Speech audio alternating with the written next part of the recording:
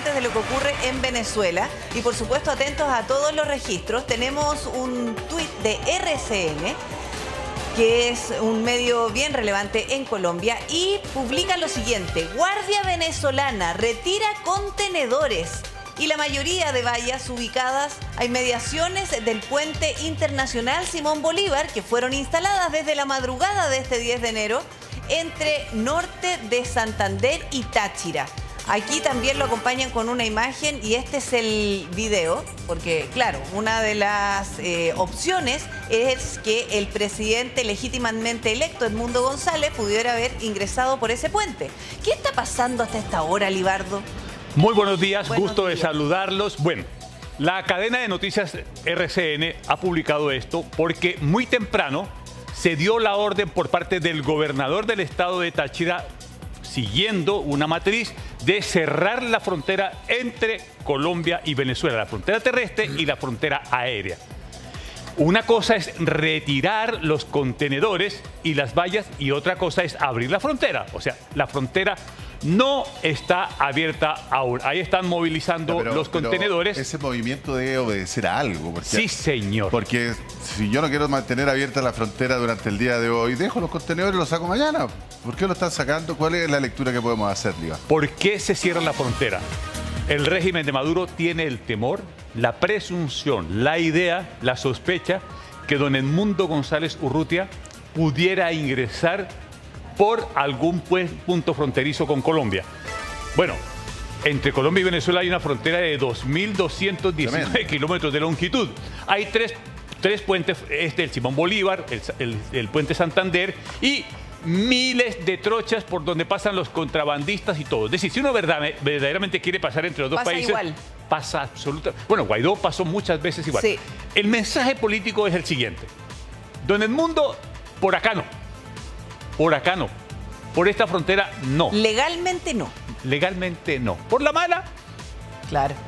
Cualquier trocha. Entonces el mensaje es esto. Ahora, retirar esto es porque en Colombia causó mucha indignación que unilateralmente el gobierno de Venezuela cortara el flujo de los venezolanos que pasan hacia Colombia y también, por supuesto, impide que los colombianos vayan hacia Venezuela en este puente que es cientos de miles de personas que diariamente lo atraviesan.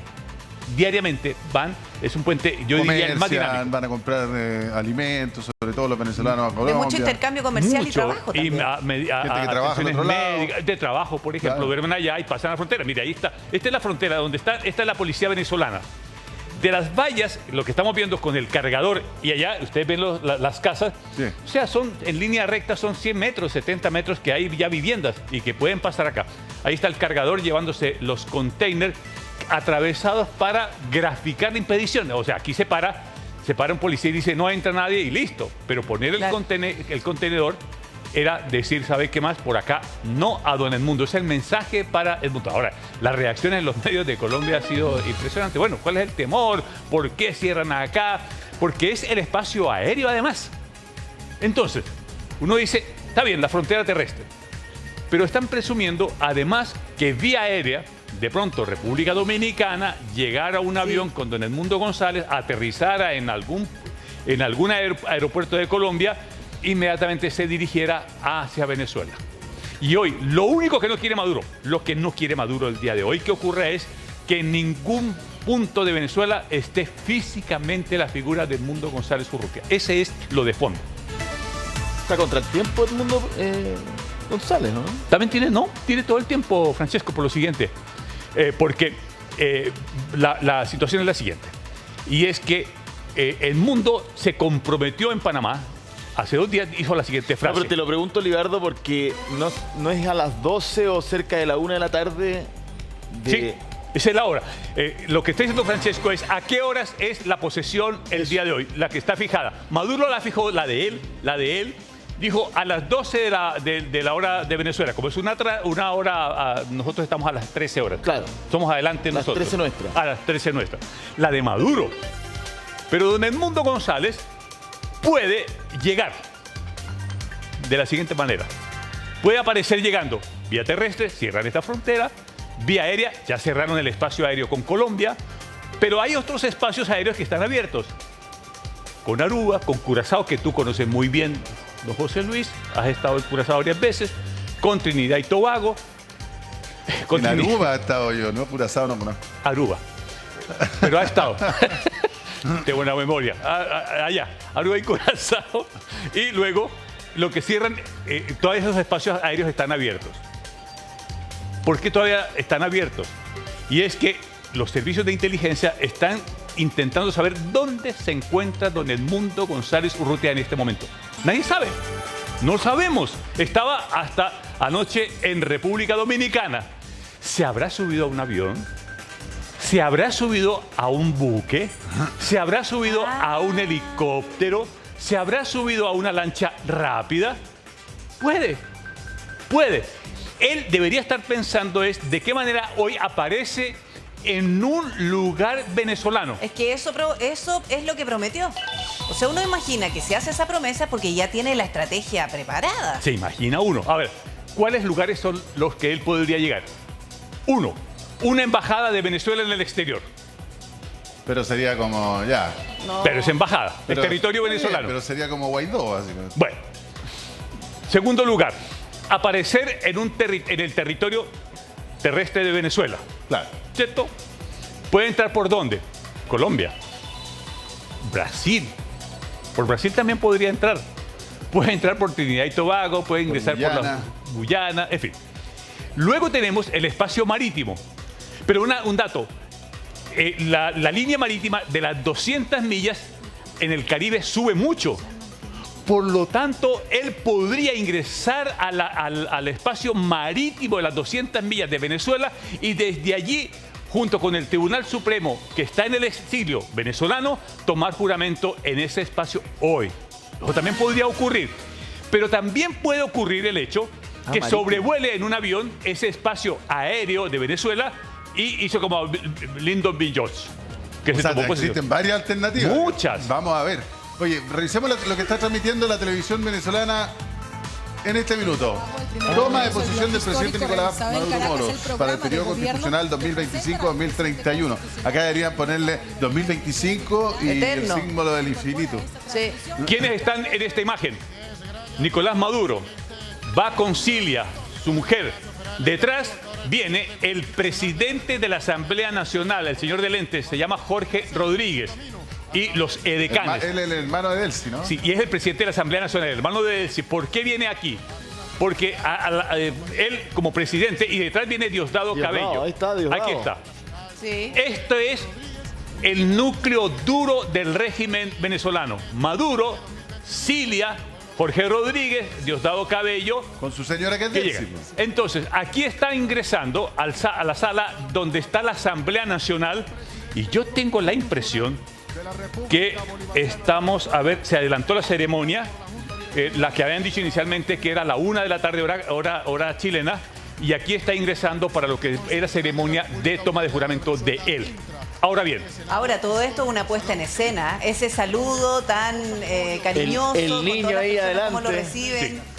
Sí. De verdad, todo esto es una puesta en escena de apoyo. Porque todos Exacto. saben lo que pasó. Pero, ¿quiénes han llegado a acompañar a Maduro hasta el momento? Solamente estaría llegando Manuel Díaz-Canel, el presidente de Venezuela. De De Cuba, Cuba. Miguel De Cuba, Díaz-Canel. a acompañar acá. Estoy poniendo atención aquí si ya hizo el ingreso acá. Porque se bajó Daniel Ortega de Nicaragua y dijo, yo no voy. Tengo agenda copada, no voy a este dato. ¿Qué quiere decir? Que están el presidente de la Duma de Rusia, la delegación de representantes internacionales que están acompañando a Maduro es deslavada. Hay muy pocos jefes de Estado. Hasta el momento, uno. Tiene Hasta el pocos momento, amigos y no fueron uno. todos. Cancilleres, 2. Eso no da para una toma de posesión. Ahora, después de que ocurra la asunción, la situación política de Maduro cambia de ser un presidente democrático a un usurpador.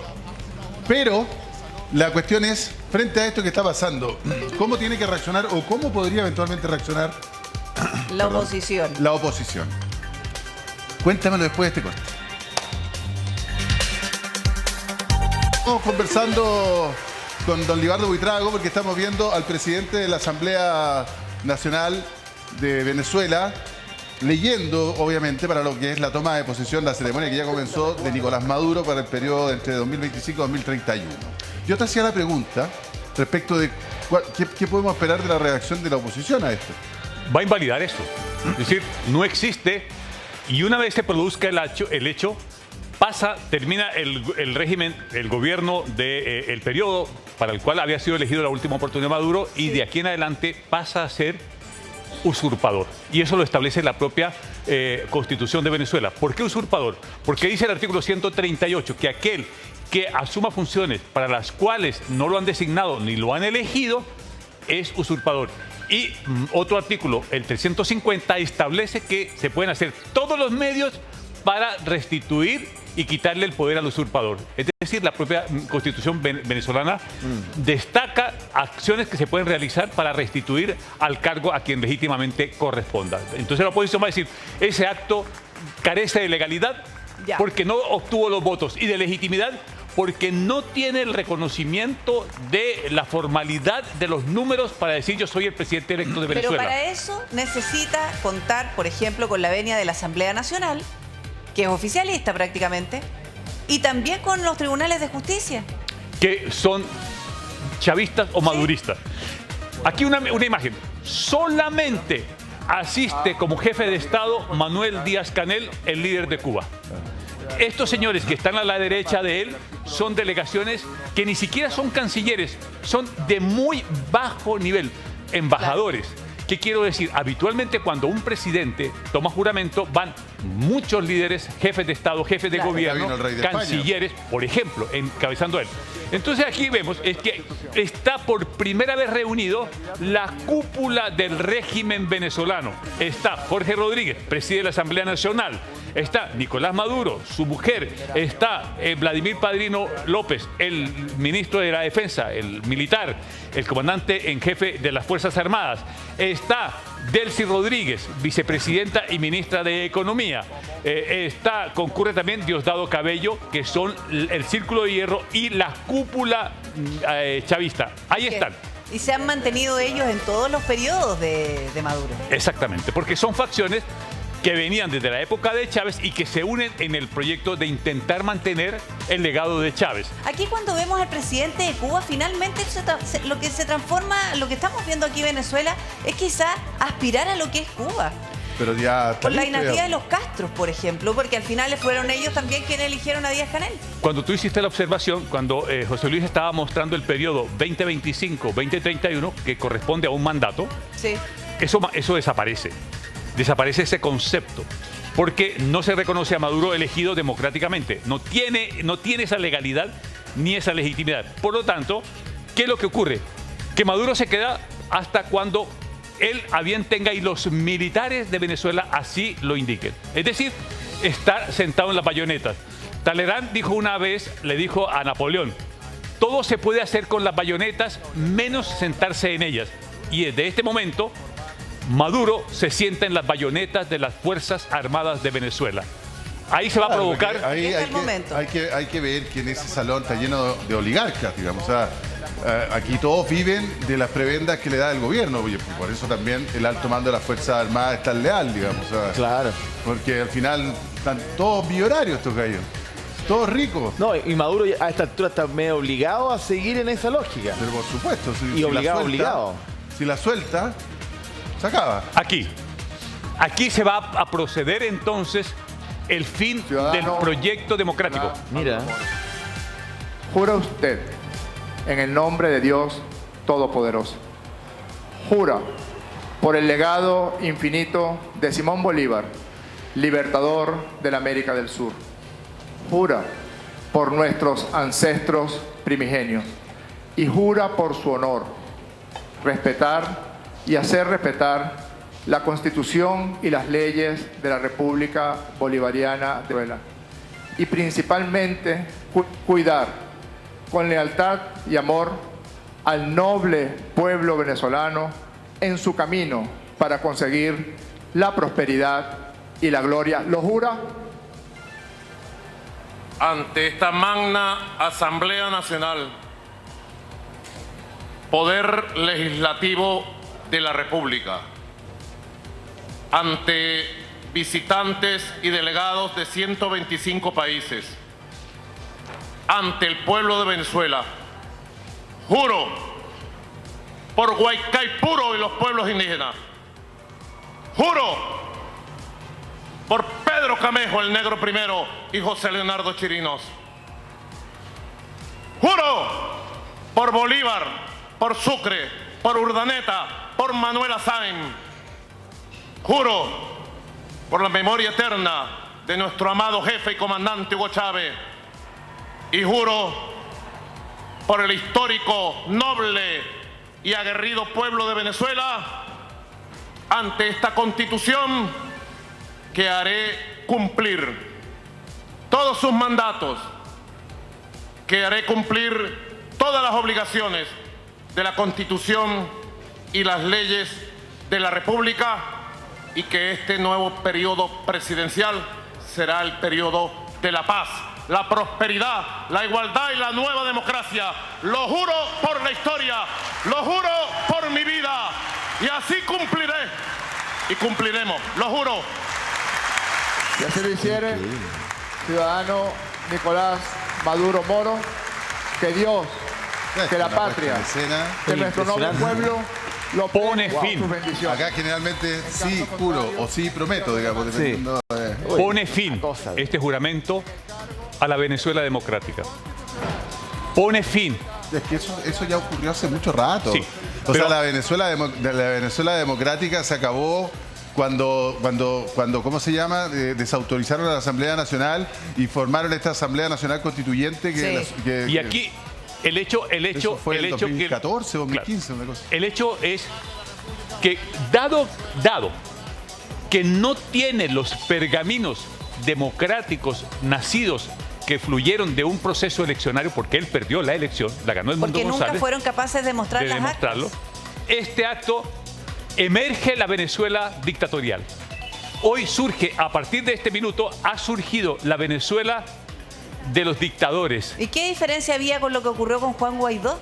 Porque si es había, lo mismo. porque había cierta manera la búsqueda de una salida democrática. Y esta elección del 28 de julio también era para eso. Era para eso. Pero había que respetar el resultado de las elecciones. Aquí no se ha respetado. Entonces, este acto es la puesta en escena de la aparición del mañana, del mañana dictatorial de Venezuela. Esto va a graficar. Es en este momento, en este instante, en donde se grafica el paso que Venezuela da de democracia a dictadura. Derechamente, hoy no puede llamarse democráticamente a Venezuela. Hoy tiene que hablarse de una dictadura lisa y llana. Al final el papel aguanta todo. Se llamará usurpador, era dictador de facto igual. Ayer, digamos, el panorama para Venezuela no cambia mucho desde el punto de vista de cómo se han ido llevando las cosas, digamos. Pero sí le impone, y este es muy buen punto, José Luis, pero sí le impone a la comunidad internacional, le pone el siguiente dilema, y es: defínase, ¿usted está por apoyar la dictadura de Maduro o por no apoyarla? Y ese es el dilema que desde este momento va a enfrentar Maduro. Yo creo que desde esta tarde muchos presidentes, muchos líderes, muchas naciones van a alinearse, o se alinean con la dictadura de Maduro o se alinean con la democracia y el proyecto democrático que encarna Edmundo González Urrutia. Ese es el dilema que tiene Maduro ahora. Bueno, es un dilema para muchos países, pero lo concreto es que Maduro se va a seguir apoyando en China, Rusia, Nicaragua, Cuba. Hasta cierto punto, no sé en qué pie va a quedar Brasil, Colombia, Irán, bueno, Irán, Bolivia. También.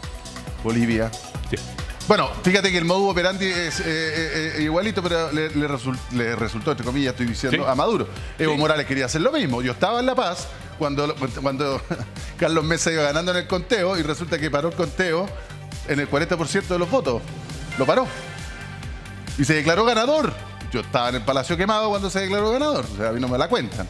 Entonces, el modus operandi de estos tipos parece ser el mismo. Sí, ahora lo que importa es qué va a hacer la oposición. Exacto, qué va a hacer la Porque oposición. cómo actúe la oposición hoy día va a ser muy relevante para detener la dictadura de Maduro. ¿Y qué herramientas tiene la oposición? Porque la comunidad internacional hasta ahora no ha sido capaz de hacer frente o presionar al gobierno de Nicolás Maduro, porque sigue haciendo lo que quiere. La primera herramienta es el pueblo. Durante 50 años en Siria se dijo, nunca va a ser posible sacar a los Bashar al-Assad, nunca. Gobernó el Papa durante 30 años, luego el hijo durante 20, nunca. Nunca va a ser posible. Es decir, esa familia y esa dinastía en 8 días se cayó. 8 días se cayó. Pero aquí los venezolanos, el pueblo de Venezuela, los líderes de Venezuela tienen que entender qué es la presión interna. Esto no esperen que los ejércitos del mundo hagan una invasión y saquen a estos señores del poder, porque eso no va a ocurrir. Es la expresión ciudadana la que tiene que ir, rodearlos en un riesgo de un baño de sangre, por supuesto. ¿Quién tiene las armas? Guerra civil, no podemos hablar de guerra civil, por una razón. Las armas solamente la tienen el régimen de Maduro. Las armas lo tienen las Fuerzas Armadas y la tienen los colectivos que el régimen de Maduro armó y desde Chávez armaron. La oposición no tiene ni un arma. Entonces uno dice, no, enfrentamiento civil no va a haber. Y lo único que puede ocurrir aquí es que una facción del ejército se pueda levantar y pueda poner fin a esto. ¿Sabes lo que pasa, Libardo? También ha sido súper contradictoria la comunidad internacional. Y voy a hablar particularmente de Estados Unidos. Estados Unidos lo tenía súper sancionado a Maduro, súper, qué sé yo, con sanciones. Recompensa por su captura. Claro, y todavía tiene la recompensa de su captura, pero lo tenía súper sancionado. Pero cuando Rusia cortó la llave, dijo, ¿y si hablamos con Venezuela? Y Venezuela dijo, ya, yo les vendo petróleo, pero ustedes me levantan algunas sanciones, pues. Y resulta que económicamente Venezuela volvió a mejorar. Es terrible el tema de las sanciones. ¿Por qué? Porque el que no tiene un plato de comida no es Maduro. El que no va a tener un plato de comida es el pueblo venezolano. O sea, las sanciones las sufren los pueblos. Y resulta, pero da la sensación de que levantar nuevamente sanciones para pegarle a la economía de Venezuela resulta ser una opción única de que un pueblo con hambre se levante, digamos. Es terrible lo que estoy diciendo, pero acuérdense cómo fue. Estados Unidos echó pie atrás a las sanciones porque necesitaba petróleo. Y le agregó... Y le dio aire al régimen. El peor engaño que le han hecho a un presidente de Estados Unidos se lo hizo Maduro a Joe Biden. Hace un año para acá. Joe Biden, en representación de los Estados Unidos, y en eso que tú muy bien defines, José Luis, dijo, necesitamos petróleo. ¿Qué hacemos? Busquemos a Venezuela. Perfecto. Llaman a Maduro y le dicen, hagamos un acuerdo para buscar la paz y la salida democrática. Y Maduro dice, sí, por supuesto. Y el acuerdo es la trampa que le monta Maduro, y que es curioso que un presidente de un país sudamericano le haga una trampa monumental y le haga una jugada maestra como se la hizo Maduro a Joe Biden, de la que cuando prometió una salida democrática, elecciones, y finalmente terminó por no respetar esos resultados. Está reflejado en 2 tratados, en 2 acuerdos entre Venezuela, Joe Biden y Maduro, que iba a haber elecciones libres, transparentes y puras y con la participación de la oposición. ¿Qué pasó?